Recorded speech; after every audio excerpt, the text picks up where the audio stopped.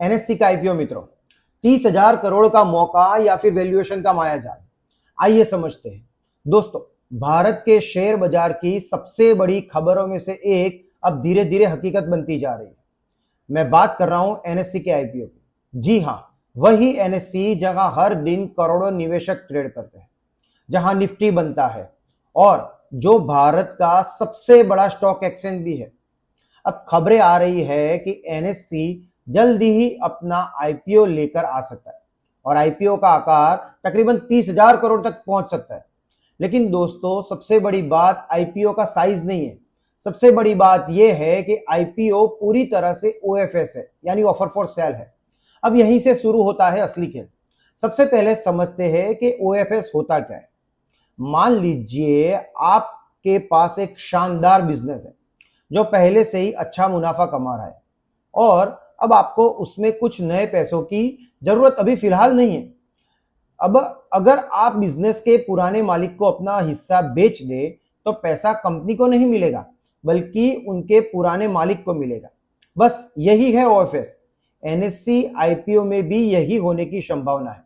मतलब एनएससी नए शेयर जारी नहीं करेगा, बल्कि उसके पास जो मौजूदा शेयर धारक है, जैसे कि एसबीआई है, फिर एलआईसी है, कुछ इंश्योरेंस कंपनीज है और कुछ फॉरेन इन्वेस्टर्स हैं और अन्य कोई ग्लोबल संस्थाएं हैं, उन सबको ही ये अपने शेयर बेच सकती है। यानी अगर आईपीओ से 30,000 करोड़ जुटाए जाते हैं तो वह सारे के सारे पैसे एनएससी के खाते में नहीं जाएंगे, वो जाएंगे बल्कि शेयर बेचने वाले निवेशकों के पास। यही कारण है कि इस आईपीओ को 100% ओएफएस कहा जाता है। अब सवाल यह उठता है कि क्या ओएफएस होना बुरी बात है? जी नहीं, बिल्कुल नहीं। क्योंकि एनएससी कोई नई कंपनी नहीं है। एनएससी पहले से ही भारत का सबसे बड़ा स्टॉक एक्सचेंज है। करोड़ों निवेशकों का भरोसा इसके साथ जुड़ा हुआ है और डेरिवेटिव्स ट्रेडिंग में एनएससी दुनिया के सबसे बड़े प्लेटफॉर्म में से एक है। दोस्तों, अब आते हैं सबसे महत्वपूर्ण मुद्दे पर। ध्यान से सुनिएगा। वैल्यूएशन, ये सबसे महत्वपूर्ण है। यही वह जगह है जहां स्मार्ट मनी ध्यान देता है।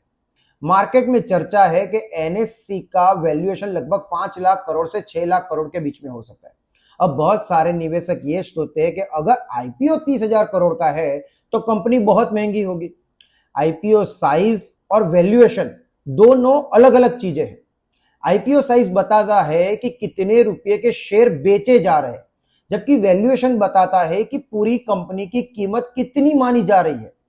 तो दोस्तों, यहां पर अधिकांश रिटेल इन्वेस्टर गलती कर बैठते हैं। वो एनएससी की ताकत को नहीं समझते। तो अब जरा एनएससी की ताकत को समझिए। एक, भारत का नंबर 1 स्टॉक एक्सचेंज, करोड़ों एक्टिव निवेशक, मार्केट इंफ्रास्ट्रक्चर का बिजनेस है उसके पास, हाई प्रोफिटेबिलिटी है, एसेट्स लाइट मोड है, लगभग मोनोपोली जैसी हर पोजीशन। और जैसे जैसे भारत में डीमैट अकाउंट बढ़ते जाएंगे वैसे वैसे एनएससी का बिजनेस भी बढ़ सकता है, मतलब बढ़ेगा ही। यानी बिजनेस क्वालिटी के मामले में एनएससी बेहद मजबूत कंपनी मानी जा सकती है। लेकिन हर अच्छी कहानी में एक रिस्क भी होता है। अगर आईपीओ का वैल्यूएशन बहुत ही ज्यादा रखा गया है तो लिस्टिंग गेन सीमित हो सकता है। लिस्टिंग पे आपको इतना गेन देखने को ना मिले शायद, और शॉर्ट टर्म में प्रॉफिट बुकिंग भी देखने को मिल सकती है। लेकिन याद रखिए, एक शानदार बिजनेस हमेशा शानदार इन्वेस्टमेंट नहीं होता। शानदार इन्वेस्टमेंट तब बनता है जब बिजनेस क्वालिटी और वैल्यूएशन दोनों सही हो। इसलिए जब एनएससी का डीआरएचपी आए तो सिर्फ हाइप मत देखिए, सिर्फ 30,000 करोड़ का आईपीओ देखकर उत्साहित मत हो जाइए, उसको जरा ध्यान से देखिए। बल्कि मैं तो कहता हूं ये सोचिए आप कि कंपनी किस वैल्यूएशन पर आ रही है, कौन कौन से शेयर धारक अपने शेयर जो है वो बेच रहे हैं और कौन जो है अभी संभाले हुए, और आने वाले वर्षों में ग्रोथ की संभावनाएं कितनी है। क्योंकि मार्केट में पैसा खबरों से नहीं, खबरों के पीछे हुए छिपे हुए नंबर से बनता है। दोस्तों, इसके पीछे आपकी क्या राय है?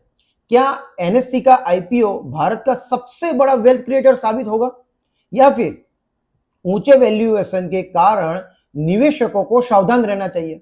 अपनी राय कमेंट में जरूर लिखिए और अगर वीडियो पसंद आया हो तो लाइक जरूर कीजिएगा, अपने दोस्तों के साथ शेयर जरूर कीजिएगा और चैनल को सब्सक्राइब करना ना भूलिएगा। धन्यवाद।